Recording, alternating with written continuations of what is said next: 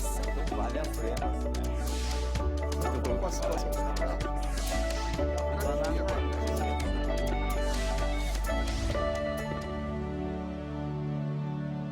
Olá. Mais de 1 milhão de brasileiros não sabem que sofrem da doença celíaca, que é a intolerância ao glúten, uma proteína presente no trigo, na aveia, na cevada, no centeio e no malte de cereais. São Paulo é o estado que concentra o maior número de pessoas com este tipo de reação aos alimentos e que não tem cura e que pode levar à morte se não for tratada. No programa em discussão de hoje, vamos falar de projetos de lei voltados para os cuidados com os pacientes celíacos apresentados aqui na Assembleia Legislativa. Os nossos convidados são Péricles Marques, presidente da Associação dos Celíacos do Brasil, e Silvia Kawaguchi, que é paciente celíaca. Muito obrigado pela presença de vocês aqui nesse programa em discussão. Você vai conhecer agora a história da adolescente Bianca, que faz uma dieta especial desde criança, quando a família descobriu que ela não pode comer glúten. Você já ouviu falar sobre doença celíaca? Sabe o que é glúten? Então preste atenção se você tem passado mal com frequência e não encontra uma explicação. O problema pode estar no que você come. Bianca é como qualquer outra menina de 15 anos. A única diferença é que ela é celíaca. Desde muito pequena, ela teve que se adaptar a uma alimentação especial, sem glúten. Desde quando eu era pequena, já me adaptei a ir na escola e não pegar o lanchinho dos outros, levar o meu próprio lanche de casa, sem glúten, tudo, aprendendo a não comer e perguntando para as pessoas onde é que eu ia antes de uma festinha, um buffet, uma coisa para poder levar a comida antes, para poder comer sem ter problema de me contaminar e não passar mal. Toda criança vai engordando, crescendo, e a Bianca começou a ter diminuição de peso. Ia em um médico, ia em outro, nada, ninguém dizia o que era. Fizeram várias hipóteses e nada de saber o que ela tinha. E quando ela fez quando ela teve a primeira diarreia perto de 1 ano e meio, daí eu fiquei assustada. Quando um médico, passei por vários médicos, quando um médico desconfiou que ela teve a diarreia dentro do consultório, ele viu que tinha gordura. E é bem típico de quem tem doença celíaca. Essa doença é causada por uma proteína presente no glúten. O glúten é uma substância viscosa, é presente em alguns alimentos, basicamente farinha de trigo e cevada, centeio, algumas frações de aveia, espelta, camu e alimentos do dia a dia que contêm esse tipo de proteína chamada glúten. Então a pessoa pode ter ou tendência à diarreia, ou diarreia franca mesmo, ou tendência à constipação, alternância desses sintomas, dores abdominais inexplicadas, náuseas, principalmente matinais, vômitos de repetição, né? E distensão abdominal por gases, por formação excessiva de gases. Então, sintomas variados relacionados ao intestino. E nos casos em que existem outros sintomas clínicos sistêmicos, você pode observar anemia, retardo de crescimento, depressão, patologias relacionadas à tireoide, né? Por exemplo, o hipotireoidismo, doenças autoimunes, alterações de fertilidade, abortos de repetição. Então é uma gama enorme, osteoporose, que chama atenção principalmente em homens. Então são várias possibilidades de sintomas em outras localizações do corpo que não só a área intestinal. Prateleiras e seções inteiras com produtos sem glúten. Esse é o sonho de qualquer celíaco, intolerante ou alérgico. Mas, infelizmente, a maioria dos supermercados não é assim. Olha, é difícil. Primeiro porque a maior parte dos supermercados normais não tem uma seção e nem produtos, opções. E aqui está tudo separadinho, então eu só venho comprar aqui. Por isso, o projeto de lei do deputado André Soares, do Democratas, pretende instituir gôndolas separadas nos supermercados. A gente sabe que a doença do glúten, a intolerância ao glúten, ela não escolhe classe social, ela atinge pessoas das mais variadas classes sociais, idade, sexo, enfim. Então a gente propôs esse projeto para que as pessoas tivessem acesso fácil, rápido e seguro a este produto para que consumir não esteja consumindo um veneno e sim algo benéfico para a saúde. A doença celíaca não tem cura. A retirada do glúten da dieta é para o resto da vida. Então, fique atento a essas dicas importantes. Quando você vai num lugar onde você não tem certeza do que você vai ou não comer, você tem que sempre perguntar pro responsável pela cozinha se ele engrossou alguma coisa com glúten, com trigo, para você não ter problema de se contaminar, sendo que você achou que não tinha nada. Então, sempre que tem alguma coisa duvidosa, pergunta, porque uma vez eu já deixei passar, a gente falou, não vai ter glúten, não vai ter trigo, mas acabou passando e no dia seguinte estava passando mal. Péricles, mais de 1 milhão de brasileiros não sabem que sofrem da doença celíaca. Esse mal é um problema mais frequente do que se pensa?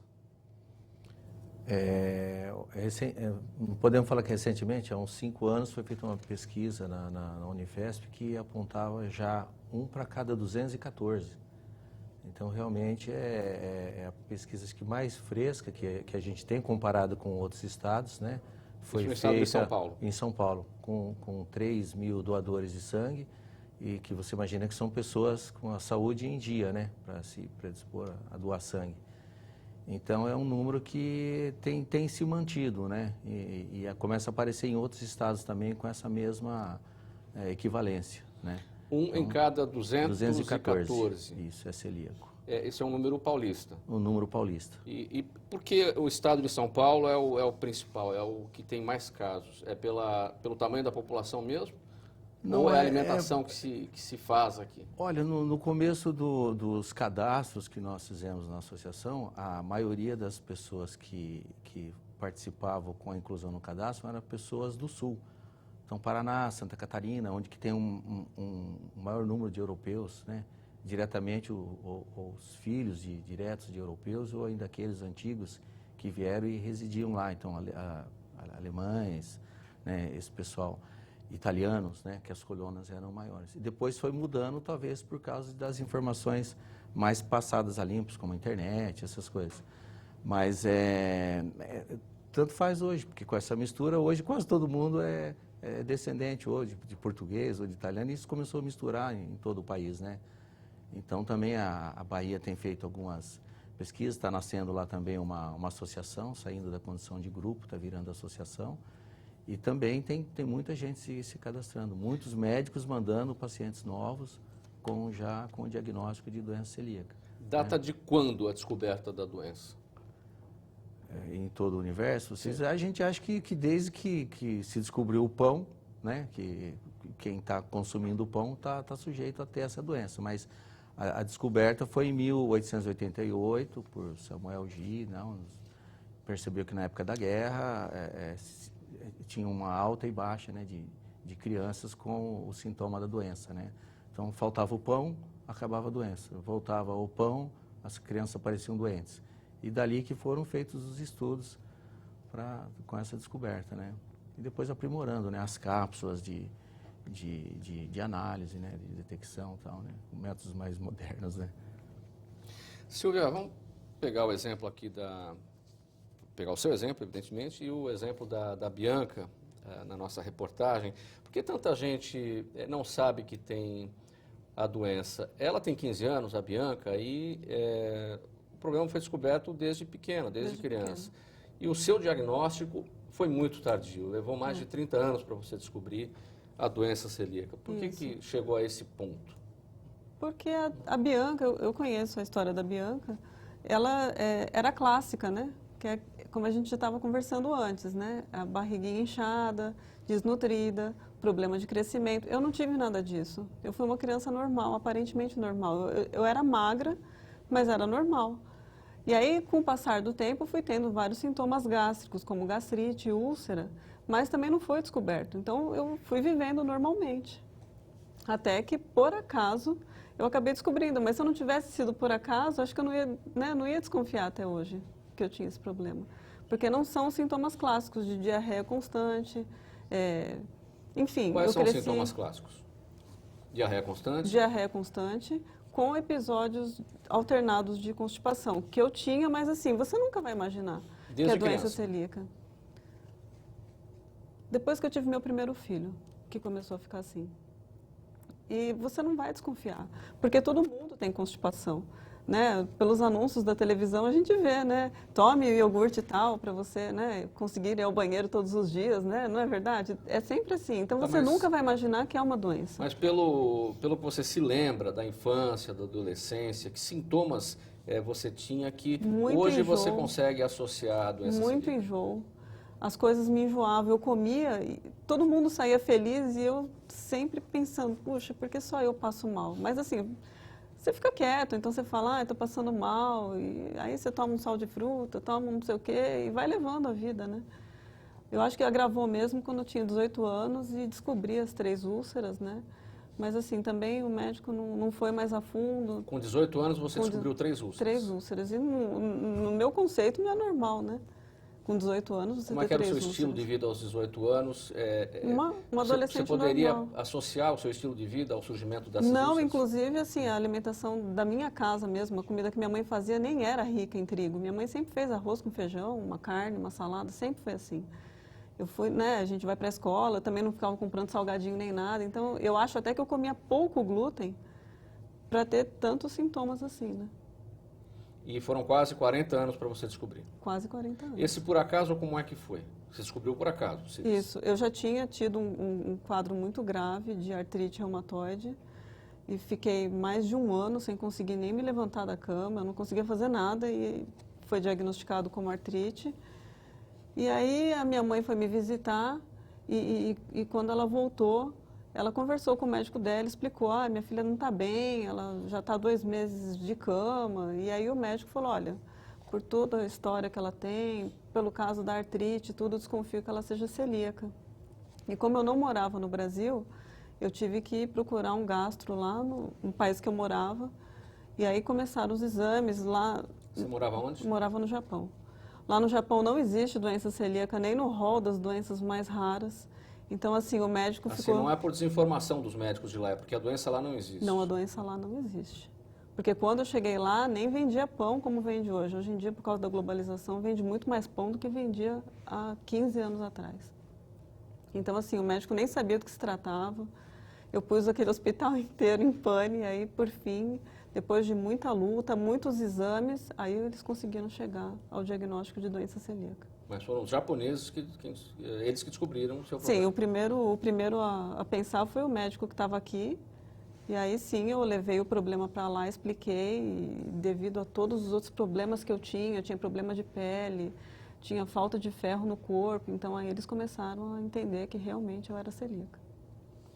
Ô Péricles, em que medida a doença é subestimada, considerando todo esse relato da Silvia? Então, as associações, elas têm feito um trabalho de proximidade com as faculdades de medicina. Então, a gente sempre vai também conversar com os primeiro-anistas, não vamos ensinar nada de doença, ou como é que tem que ser feito ou não. Mas nós vamos levar lá mais uma doença que a gente considera que é uma doença nova, né? E embora já exista há tanto tempo, mas nós vamos fazer a apresentação, vamos falar o que a gente sente, o que o celíaco sente, como esses alunos, eles vão receber também outras patologias, né? Vai também o pessoal do fórum falar de diabetes, de outros problemas que existem, né? Então, assim, às vezes a gente já acha um médico que nem a Silvia falou, ele é recém-formado, mas ele já ouviu falar da doença celíaca. E outros, infelizmente, eles vão tentando outros exames, e não aqueles da detecção da doença, né?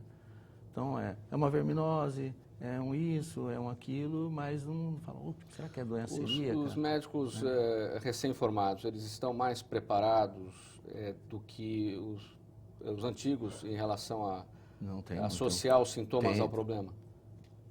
Olha, eu acho que o advento da internet tem ajudado muito aí quem fica fuçando na internet, né? E os próprios médicos, né? Porque às vezes é difícil de você ir para o médico e falar, doutor, será que eu tenho isso? Não, você não, está fora de cogitação. Então, assim, é difícil a gente falar para o médico o que a gente acha que a gente tem, né? E muitas vezes está no caminho certo, né? Um médico de tão longe, só da mãe dela comentar os sintomas, o médico já veio a ideia que podia ter doença celíaca, né? Fez um sinal para o médico lá do outro lado do mundo para poder descobrir, né?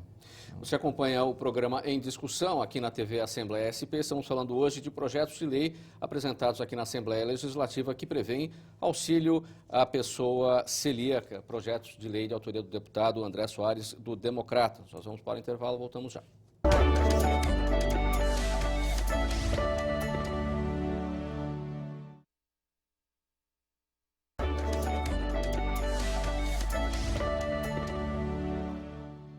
De volta aqui na TV Assembleia SP com o programa Em Discussão. O nosso assunto hoje, projetos de lei apresentados aqui na Assembleia Legislativa que prevêem o auxílio à pessoa celíaca, matérias de autoria do deputado André Soares, do Democratas.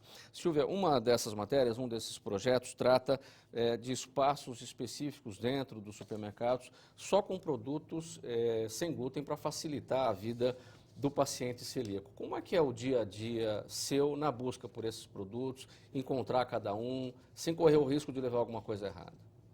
Hoje em dia, assim, a maior parte dos supermercados, eles estão separando, né? Quando eles não separam, a gente mesmo tem que fazer esse serviço, né? Tem alguns mercadinhos que a gente tem que chegar lá e falar, olha, você está colocando uma farinha sem glúten em cima da farinha de trigo.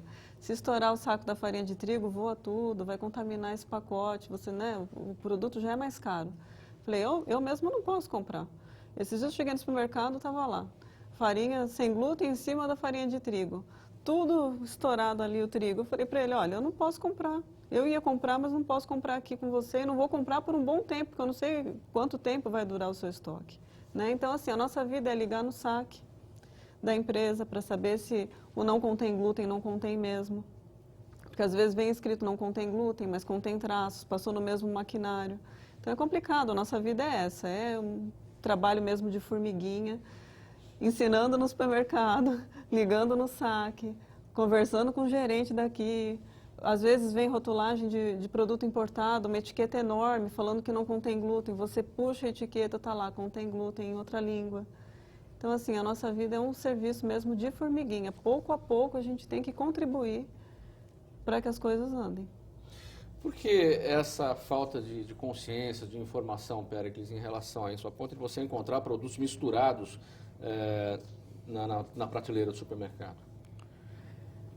Então, dizem que somos o país que o Brasil é o país das leis, né? Tanta lei, inclusive tem muita lei a respeito da doença celíaca, que obriga em vários estados que os supermercados que tenham mais de 3 caixas, que tenham lá uma prateleira específica, mas ainda não tem o crédito do empresário, né? Dizem, olha, eu vou separar tudo isso daí, vai ter gente que vai até ter medo de passar perto dessa prateleira, porque acha que é alguma coisa que faz mal para alguém.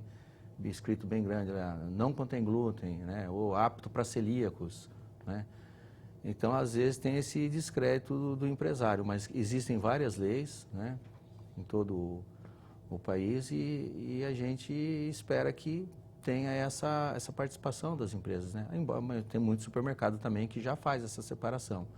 E existem alguns supermercados já especialistas já em produtos sem glúten, né? Algumas padarias, alguns pequenos também, mas começa sempre do pequeno.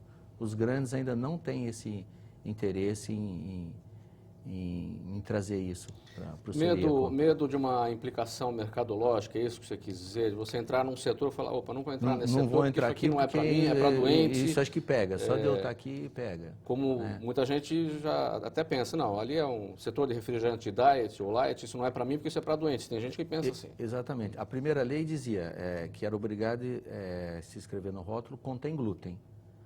Então tinha aquela dúvida, bom, se eu não colocar aqui que tem glúten, então pode comer.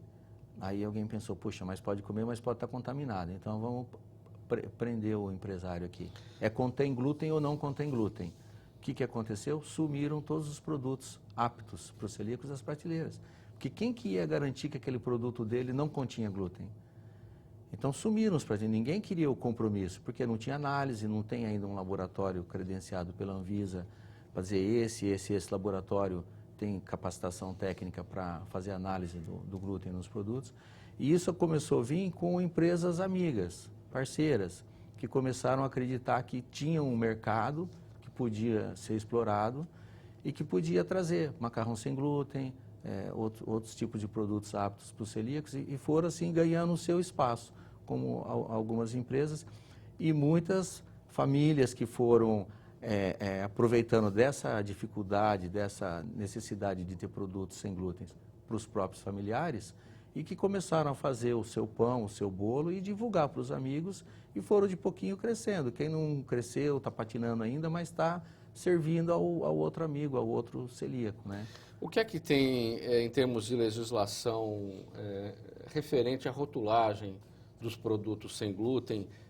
Tem uma boa evolução nesse sentido com o passar do tempo? Deu sim, e por último, agora a gente tem recente uma campanha enorme que foi feita no mundo todo, voltado, com os olhos voltados aqui para o Brasil, que foi a Põe no Rótulo, né?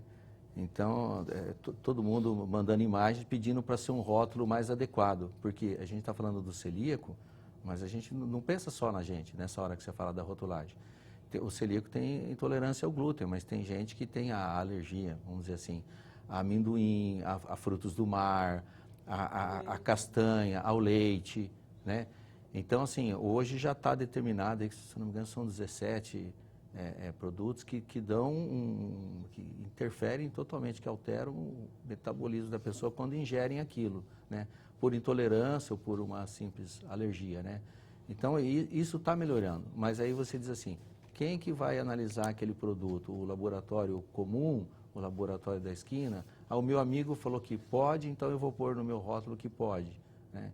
Então, assim, falta muito ainda a Anvisa se pronunciar e ter essa iniciativa de chamar todo mundo para conversar e falar, olha, a metodologia é essa, então quem tiver apto vai poder fazer as análises de glúten, as análises de amendoim, ou análise de castanha, ou qualquer coisa parecida. E liberar para todo mundo, inclusive, a quantidade permitida de ppms, né?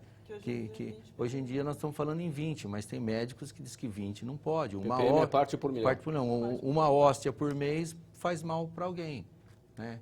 Então, outros já são celíacos que são um pouquinho mais toleráveis, mas, por exemplo, já teve discórdias aí. Nos Estados Unidos, a família deixou de ser católica porque não podia levar outra hóstia para comungar. Então, saiu uma grande reportagem numa revista internacional, a hóstia da discórdia, né? Onde a família não tinha mais o que fazer, não podia levar a criança para comungar na igreja. Então, optou por mudar de religião, né? Então, a gente está brigando a trazer uma hóstia, inclusive, para cá, para atender os celíacos católicos, né? E respeitando todos os credos, né? Não contra os outros, mas assim, para atender. Então, envolve muita coisa no celíaco, não é só o pão, o macarrão, né? Também depende de uma legislação específica, essa questão aí na parte religiosa da hóstia? Não, porque nós não temos quem faça aqui, então você cai na história da importação, né? Mas para que você vai importar uma hóstia? Por que não pode? Aí você tem uma série de implicações religiosas, que a hóstia tem que ser feita do trigo, mas você tem um processo para tirar o glúten do trigo, que também você consegue e tal. Mas não é em todo o país que tem. Então agora vamos ver se conseguimos. Silvia, a adaptação do seu cardápio aí no dia a dia, você partiu para análise de tudo que tem no mercado a respeito? Você teve um acompanhamento profissional com uma nutricionista? Como é que foi isso? Não tive acompanhamento com nutricionista, assim, como eu participo do grupo, né, Viva Sem Glúten, então lá a gente troca bastante ideia. Qual o nome do grupo? Viva Sem Glúten, é no Facebook. Ele começou no Orkut e depois migrou para o Facebook, né. Então, assim, a gente, lógico, né, sempre tem as nutricionistas lá que vão orientando, elas não chegam a dar nenhum cardápio para ninguém, porque isso não pode, né, mas assim, orientam o que a gente pode comer ou não, né. Mas o cardápio do brasileiro, essencialmente, é sem glúten, né. O brasileiro come arroz, feijão, uma proteína e salada, né? Nada disso sem glúten, né? E o pão a gente tem que fazer, o bolo também a gente faz, mas aí também, assim, né? Ou você compra de alguma marca especializada aí que tenha, né? Ou você tem que fazer em casa mesmo. Mas assim, não tem grandes segredos, né? É que é difícil, a gente quer ir comer em restaurante, não tem como, né? Então, acho que essas são as maiores dificuldades. Então, comer em restaurante e não tem como. Não só os restaurantes, mas as cantinas das escolas, os hospitais. Sim, como é que é isso no dia a dia para oferecer um cardápio especial para o celíaco? Olha, o único lugar que eu fui realmente tinha um cardápio ali me esperando foi no avião. A gente conseguiu voar sem problemas, era uma viagem de praticamente 30 horas, a gente não teve problema nenhum, mas fora isso... Companhia internacional? Sim. Companhia nacional, não? É que assim, Era voo empresa nacional... nacional? Não, era internacional. Nos aviões também, as empresas nacionais estão preparadas para o cardápio? Eu acho que ainda não, porque Ainda você não, né? pede e eles te mandam um cardápio que não tem nada a ver com não ter glúten. Eles te mandam as barrinhas de cereais, né? É difícil de... Mas já existe uma companhia de navegação que ela é forte, atuante na Itália. Agora tem vários cruzeiros aqui no Brasil, de alguns anos para cá, já de uns 5 anos para cá. E ela pediu autorização para a Associação Celíaca Italiana, né, para conversar com a gente, né, com a associação aqui do Brasil. E nós fizemos algumas viagens com eles e fizemos um checklist em toda a cozinha, né? Então, quando esses navios estão aqui nos portos, com os cruzeiros, existe uma cozinha só para celíaco. Então, desde o do garçom, que só atende aqueles celíacos, os talheres, a cozinha, a alimentação toda. E nós não tivemos nenhuma ingerência, dizer, olha, você tem que comprar esse produto ou aquele produto. Nós colocamos a lista dos produtos que seriam encontrados aqui, no território que pertenceria ao Brasil aqui. São esses os fabricantes e vocês vão atrás. Então, eles levaram os produtos para análise e é só servido os produtos sem glúten nas viagens. Qual que é o trabalho de vocês, da Associação dos Celíacos do Brasil? Então, hoje nós estamos sem sede. Aliás, nenhuma associação no país tem uma sede, né? Porque é uma doença onde os produtos são caros, né? Então, para você ter uma sede, você tem que ter dinheiro. Os associados têm que participar, mas você não pode pedir nada para o associado. Além de já ser caro o produto, né? É uma doença que você não precisa de pílula, comprimido, injeção, alfinetada, nada para se manter. Então, a associação, em matéria disso, não tem nada para oferecer para o celíaco. Olha, vem aqui que você vai ter um comprimidinho que você vai passar o mês sem ter problema. Então, assim, o celíaco vem, ele acaba descobrindo a doença. A associação, ela nasceu dentro do Hospital São Paulo, né? E o trabalho é divulgar como é que aquela mãe vai fazer daquele dia em diante, o que ela vai poder comprar para o filho, o que ela precisa aprender a fazer, né, as receitas e tal. E o advento da internet foi muito bom, é bom para todo mundo, deu um crescimento de informação muito rápido, né? Só que, ao mesmo tempo, ele espanta as pessoas da associação. Não, mas sabe que não precisa mais ir na associação lá, ficar ouvindo todo mês o que ela pode pegar na internet, né? Então, o trabalho nosso é esse, é procurar sempre levar informações, ir nas escolas, porque às vezes tem aquele problema da restrição para o aluno comer junto com os outros, porque ele leva um pão mais bonito, né? Porque a mãe capricha, faz um bolo mais caprichado. Nas escolas que ainda permitem, porque algumas escolas públicas não permitem que o aluno leve o lanche. Mas quando vai, explica, tal, que tem a dificuldade da doença, é permitido que ele leve. Só que ele tem que comer na diretoria, na sala dos professores, escondido na cozinha. Então, esse é um trabalho que a gente faz e a gente leva uma cartilha, né, para explicar o que é, uma cartilha bem bacaninha, que tem a linguagem até da criança. Essa cartilha que é uma cartilha, a cartilha, o que é a doença celíaca, né? Os médicos, os hospitais, né, os nutricionistas que às vezes nos pedem, né, a gente encaminha, leva nas escolas, vai falar com o diretor, vai falar com a merendeira, né? E às vezes até em algum dia que tem reunião de pais, a gente acaba indo lá e dizer, olha, mas é só o celíaco que é o problema da escola? Não tem nenhum diabético? Ah, tem. Então vocês têm alguém que tem a doença. As diretorias aqui, né? das escolas reagem a esse trabalho de vocês porque não se permite levar o lanche. Aí vocês, de repente, chegam lá com essa informação. Nossa, a gente não sabia de nada disso. Como é que é isso? Não, olha, o Fundo Nacional de Desenvolvimento Escolar, em 2009, já determinou que, se eu errar o ano, me perdoe, mas foi o fundo, determinou que as escolas oferecessem uma alimentação adequada aos celíacos. Normalmente você vê uma lei que ela é muito genérica, né? Aquelas crianças que têm problemas intestinais. Não, ficou na determinação, na resolução do fundo, determinado. As crianças portadoras da doença celíaca, elas têm direito a ter uma alimentação diferenciada, adequada. E ainda não vem sendo cumprido porque o diretor daquela escola, naquela cidadezinha, ele não sabe para quem pediu dinheiro, se pede demora, vai passando a criança meses, anos com a dificuldade e o dinheiro nunca chega. Então já existe sim uma determinação e que é uma coisa nacional. Porque, que nem eu falei no início, tem várias cidades que já ganharam a cesta básica, que já tiveram algumas coisas que favorecessem para eles, mas tudo a nível municipal. E hoje o Fundo Nacional já diz, toda criança em todo o Brasil que for celíaco tem direito a uma alimentação especial. E a gente tem que chegar com a nossa cartilha e dizer para o diretor, olha, já está na sua lei aí, né? Vocês já deviam estar cumprindo isso. Mas fica aqui o nosso lembrete de que como é que a criança tem que conviver na escola. Agora, Silvia, tão surpreendente quanto o diagnóstico tardio, no seu caso, 37 anos, com 37 anos de idade você descobriu, é que você descobriu depois disso que a sua mãe também é celíaca, seus irmãos, os filhos. A minha irmã e os meus 2 filhos. Então são quantos? A gente calcula que a minha avó também fosse, né? Então, contando com ela, então 1, 2, 3, 4, 6 pessoas, né? Foi uma grande descoberta, Sim. Tudo de uma vez só. Sim, tudo de uma vez só. E é bom, né? E como é que era a situação de vida de todas essas pessoas? Olha, como eu te falei aquela hora, né? A gente tem pequenos sintomas e você não vai ao médico para se queixar, né? A minha irmã tinha enxaquecas horrorosas, um cansaço muito grande, fadiga mesmo, porque não é você, hoje eu estou cansado, não. É uma fadiga de você fazer alguma coisa e ficar realmente muito cansado. Então, minha irmã tinha esse sintoma, os meus filhos tinham muita dor de barriga.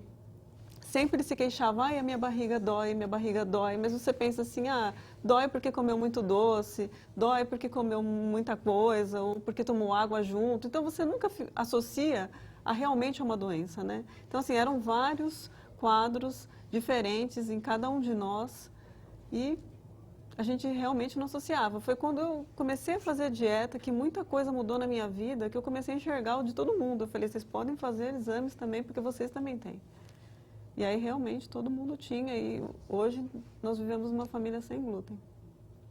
Agora, mesmo as pessoas que não têm a doença celíaca podem se alimentar de produtos sem glúten. Sim, pode. Vai ser benéfico. Olha, eu não vou dizer que é benéfico, porque assim, quando você deixa de comer um pão com trigo, para você fazer um similar, você tem que usar 3 tipos de farinha, pelo menos, né? Uma farinha e 2 amidos. Então, assim, eu não vou falar para você que é extremamente saudável você se entupir de amido, né? Inclusive, o celíaco, quando ele se descobre celíaco, ele quer comer tudo que está escrito não contém glúten, né? Pode ser pedra, está escrito não contém glúten, ele quer experimentar aquela pedra. Então, assim, o celíaco acaba comendo um pouquinho demais mesmo quando a gente descobre a doença. Mas, assim, quem não tem o problema do glúten e fizer uma dieta sem glúten, não vai ter problema nenhum. O que pode acontecer é que ele realmente seja sensível ou celíaco também, e aí quando ele voltar a comer um produto com glúten, aí ele vai passar muito mal. E muita gente descobre assim. Começa fazendo a dieta da moda, aí um dia fala, hoje eu vou escorregar na dieta, eu vou comer uma pizza. Aí no dia seguinte acorda morrendo. Só aquele que não é celíaco, ele pode não consumir o glúten, sim. Mas o ideal é que ele em algum momento consuma, porque ele pode se tornar celíaco. Não, ele não pode se tornar. Não, ninguém se torna do nada porque deixou de comer. Não existe isso. Pode haver uma intolerância na hora que ele voltar. Porque ele não sabia que ele era intolerante, né? Tem pessoas que, eu mesma, se não tivesse descoberto, estaria comendo glúten aí até hoje e não estaria associando, né? É porque eu como glúten, entendeu? Eu poderia, em algum momento da minha vida, resolver, por exemplo, fazer uma dieta e aí, quando eu fosse comer alguma coisa com glúten, eu ia passar muito mal, aí sim eu ia ligar o nome à pessoa, né? Eu ia falar, realmente é o glúten, né? Mas não existe uma pessoa se tornar intolerante porque ela deixou de comer, isso não existe. Você está aqui na TV Assembleia SP, estamos falando hoje sobre a questão do glúten, projetos aqui na Assembleia Legislativa que prevêem auxílio à pessoa celíaca. Vamos para o intervalo, voltamos em seguida. Até já.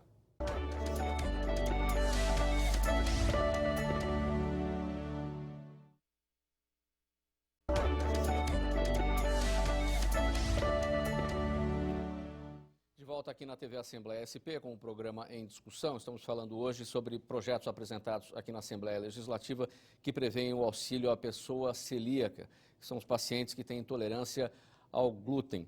Silvia, um desses projetos de lei, também de autoria do deputado André Soares, do Democratas, prevê a Semana Estadual Sem Glúten. O objetivo é alertar, levar conscientização para os médicos, para a população de uma maneira geral a respeito deste problema. É tudo que é necessário, informação. É isso? Isso, informação, tanto para os médicos, né? Na verdade, para todos, né? Inclusive, eu acho que para os pacientes, né? Para a população no geral, né? As pessoas, a gente vê pessoas sofrendo e realmente o pão é uma coisa muito forte na nossa cultura, né? E as pessoas meio que se recusam. A gente vai explicando, né? O Péricles deve saber também, né, Péricles? As pessoas vêm conversar com a gente, querem saber o que a gente tem. E quando você começa a explicar, a pessoa fala, ah, eu tenho isso. Ah, eu também tenho indigestão. Ah, eu tenho uma dor de cabeça que não passa. Aí você fala, então, né, procura seu médico, né, tenta fazer exame. Ah, não, mas eu não posso ter, porque a pessoa não quer deixar de comer pão, né? Realmente é complicado, né? Mas eu não sei, né? Eu acho que é melhor você fazer a dieta e ter saúde, né? Ô Péricles, de qualquer maneira existe o dia do celíaco, o dia municipal, tem uma lei aqui em São Paulo que trata dessa questão. Tem sido eficaz, tem levado a informação necessária? Então, a gente sabe dos projetos do deputado, né? Também de criar a semana, né, de conscientização. E para nós seria interessante que a semana, porque às vezes vão sendo criadas leis e você tem que ler o histórico, né, que você já tem, né, no município ou no estado, né? E para nós seria muito importante que essa semana coincidisse com o mês do celíaco, porque senão a gente tem uma comemoração nossa que os celíacos fazem, que nem a Silvia falou do piquenique, a gente põe a mão no bolso, a gente corre atrás, faz o piquenique, faz a caminhada no Ibirapuera, mas as nossas expensas. E aí, a data prevista essa semana seja em junho, que essa semana seja em junho, e aí em junho vem o Estado ou o órgão responsável por custear essa semana, e a gente fala, poxa, a gente primeiro pôs do bolso e depois vem uma lei que diz que é no mês seguinte a semana de conscientização. A gente gostaria muito que fosse levado a ideia dessa semana acontecer no mês internacional do celíaco, para o celíaco falar, poxa, eu tenho um dia e eu vou ter uma semana para que os meus amigos saibam o que é a doença celíaca, pelo que eu passo. Porque às vezes o celíaco é convidado para ir numa sexta-feira, né, no happy hour, ou num almoço especial, e ele tem que ficar dando satisfação, explicando por que ele não pode ir, pode ser mal interpretado. Então, seria muito bom até que fosse revisto, mas já passou por várias comissões esse projeto. Esse mês do celíaco é maio? É maio, no mundo todo. Isso vem já há 11 ou 12 anos. Toda essa semana, em maio. No mês de maio. Né? Porque no mundo todo, na Alemanha, na França, inclusive isso foi um encontro de médicos, né? que teve na Europa aí, desde 2000, 2011, 2001, que são feitas as caminhadas e que existe o Dia Internacional, mas foi de um consenso entre os médicos mais estudiosos da doença, né? Olha, vamos fazer isso aí no mundo todo, né? Então, sempre em maio. Aí agora a gente tem uma semana, nós somos até tomados de surpresa que ela ocorresse em junho. Mas o projeto estava andando nas comissões, né? Oxalá que pudesse ser revisto isso, né?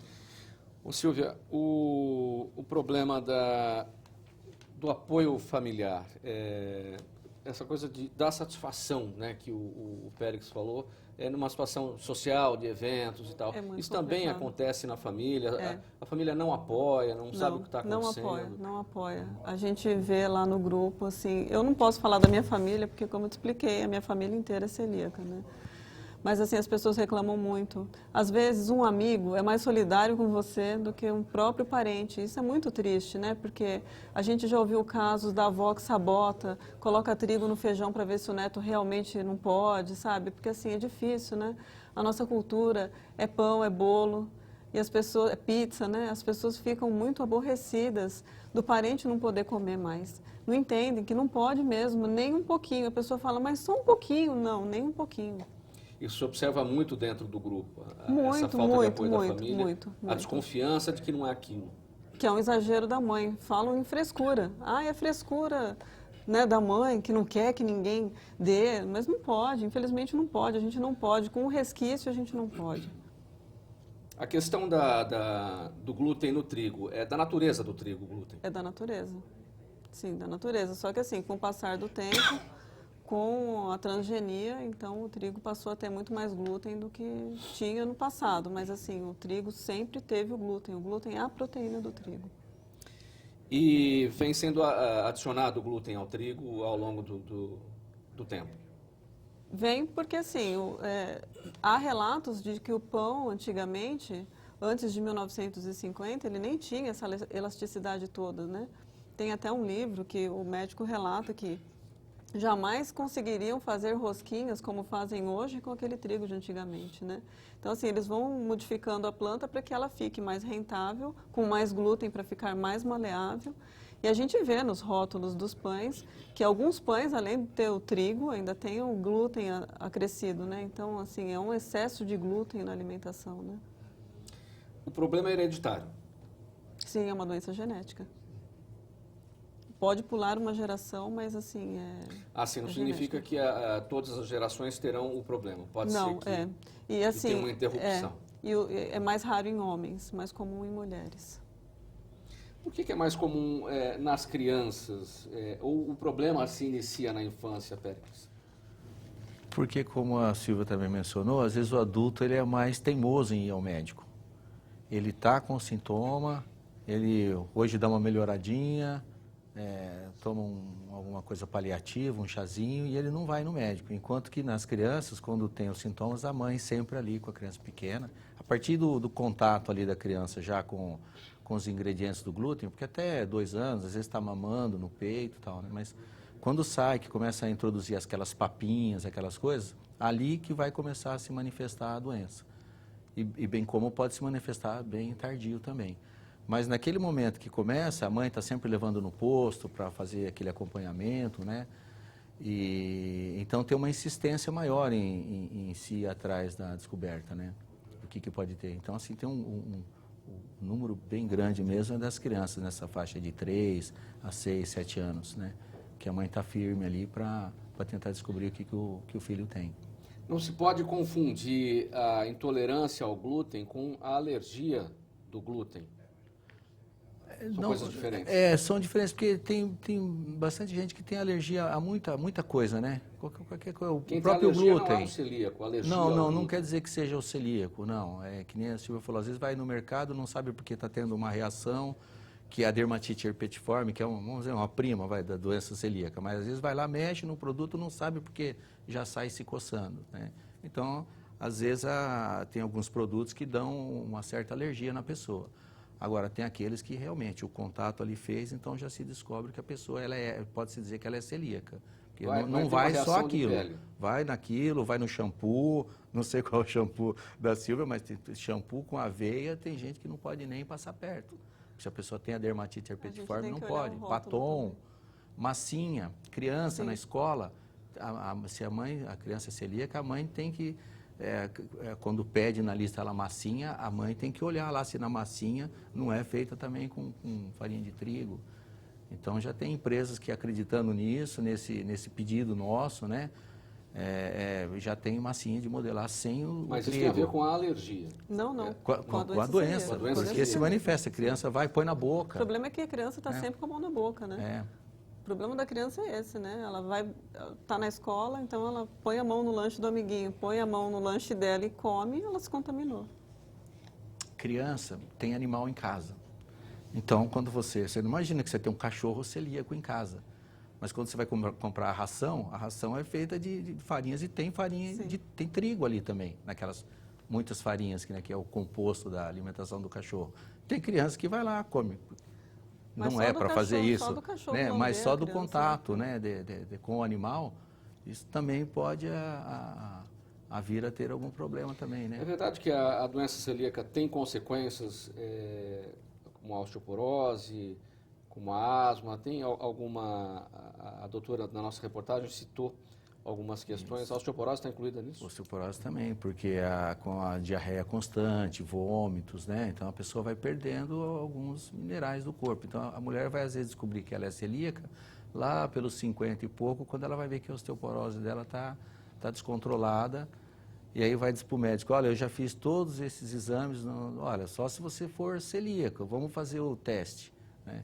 Então é feita a densitometria óssea também, né? E vai ver que, olha, realmente você tem todos os sintomas e depois com a biópsia do intestino vai se perceber isso. Agora, o diagnóstico fechado, quer dizer, a batida do martelo do médico é a biópsia do intestino. Biópsia do intestino delgado. O diagnóstico ouro, né? Mas antes tem algum outro tipo de exame que vai levar à suspeita para que o médico chegue na biópsia do Começa intestino? com a clínica, né, que o médico vai fazendo as perguntas, e aí ele associa os seus sintomas com a doença celíaca, então ele pede o exame sorológico, e dando positivo ele pede a biópsia. Há alguns médicos que cautelosos, porque às vezes o sorológico dá negativo e ele mesmo assim ele pede a biópsia e a biópsia vem positiva. E aí ele bate o martelo mesmo com o sorológico negativo. Você passou por isso, no seu acaso, quando foi descoberta a doença? Sim, sim. E há casos também de que o médico chega a dar o diagnóstico com o exame genético. É raro, mas existe. Hoje existe também a sensibilidade ao glúten não celíaca. A pessoa realmente tem todos os sintomas, mas ela não, no intestino ainda não está acusando, mas a pessoa não consegue ingerir o glúten de forma alguma. Então, o médico dá esse diagnóstico, que é sensibilidade ao glúten não celíaco. O tempo do nosso programa está acabando. Silvia, aproveitando que você está com a palavra, sua mensagem sobre o nosso tema, sua conclusão, o que você deixa aí para o nosso telespectador? Bom, eu queria agradecer, né, ao deputado, queria agradecer também poder participar do programa, poder divulgar um pouquinho mais sobre a doença celíaca, e espero aí, né, que a gente consiga mais uma vitória agora com esse projeto. Péricles, sua conclusão sobre o nosso tema, por favor. Olha, o tema foi muito bom e eu endosso as palavras da Silvia. E a gente acredita que o trabalho que a gente vem fazendo, embora nós não tenhamos uma sede como muitas associações, né, mas a gente tem alguns trabalhos na internet, né, o grupo da Silvia, o Viva Sem Glúten, tem a Celbra também, Facebook/Celbra. E lá a pessoa de diversos estados, ela consegue achar a sua associação no seu estado. E lá tem vários depoimentos, tem pessoas, famílias, médicos que participam, nutricionistas também, né? E é um projeto muito importante para a vida do celíaco, que corre atrás de fugir do glúten. É muito importante essas notícias que vão chegando para a gente no dia a dia. Péricles Marques, Silvia Kawaguchi, obrigado pela presença de vocês aqui nesse programa em discussão. Hoje nós falamos sobre projetos de lei que tramitam aqui na Assembleia Legislativa que prevêem o auxílio à pessoa celíaca. Os dois projetos são de autoria do deputado André Soares, do Democratas. Um deles prevê espaço dentro dos supermercados, nas gôndolas, para produtos sem glúten. E o outro prevê a criação da Semana Estadual Sem Glúten. É você de casa que nos acompanhou. Obrigado pela audiência. Tchau. Até o próximo tema.